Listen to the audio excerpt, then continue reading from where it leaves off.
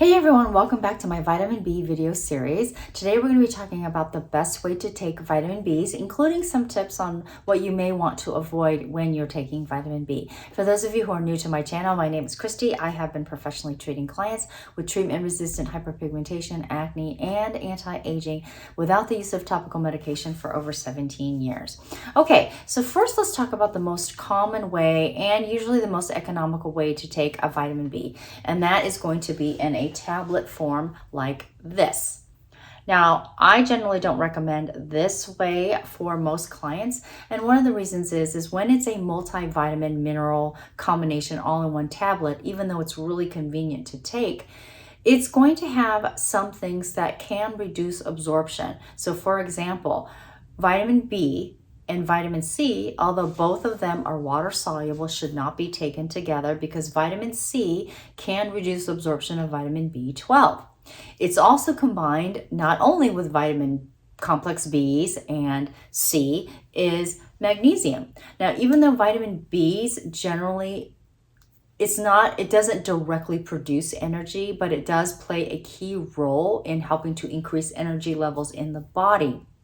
So when you have that, and then you're taking magnesium, which usually helps to relax you, it's a push and pull effect. So typically, I recommend taking certain vitamins at certain times and minerals later part of the day. Now, the second level is going to be an easier way to digest it, and that is going to be something like this, where it is in a powdered form, encapsulated in a cellulose-based capsule, right? Where you can pull it apart and put it in water, or you can just take the whole capsule. Okay, so that's the second level. I recommend that for most people.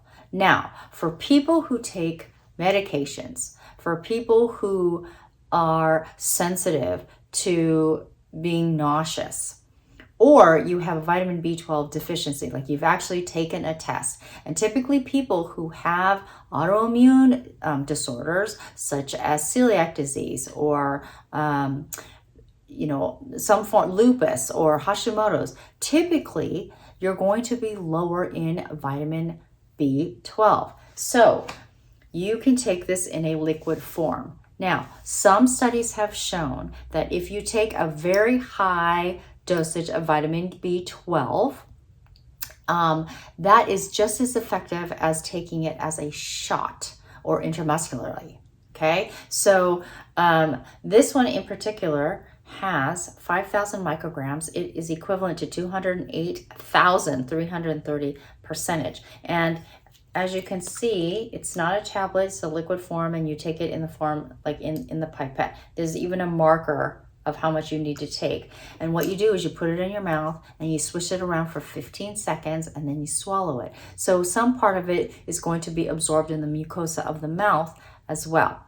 So I tend to take this. This has worked better for me. And for some people who have incredibly sensitive stomachs, if you have, so blood type A, B, and AB have been shown to have lower amounts of stomach acid. So typically those types tend to do better, right? Because there's so many variabilities, tend to do better with a liquid form. Okay, so that is another tip. Now let's talk about some things that you cannot avoid, like taking medications that can reduce absorbency of certain types of vitamin Bs. Now, I'm not going to talk about the specific medications that can lower vitamin B levels. That is another video that I did, and I'll put the link up above or below if you're interested in that.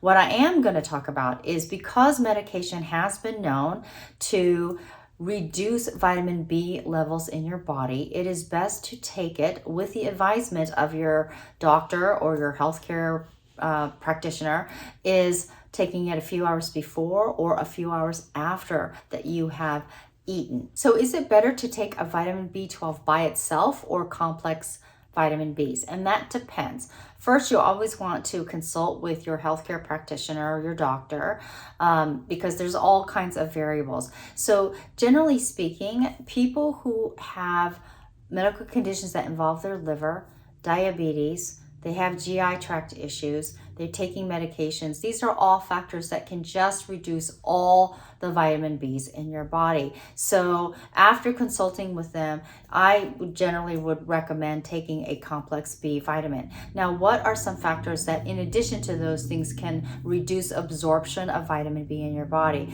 So it can be coffee and tea, especially if you've drank more than 2 cups a day. Alcohol can reduce vitamin B absorbency, as well as shellfish and raw fish. That involves an enzyme that can actually inhibit the breakdown of thiamine.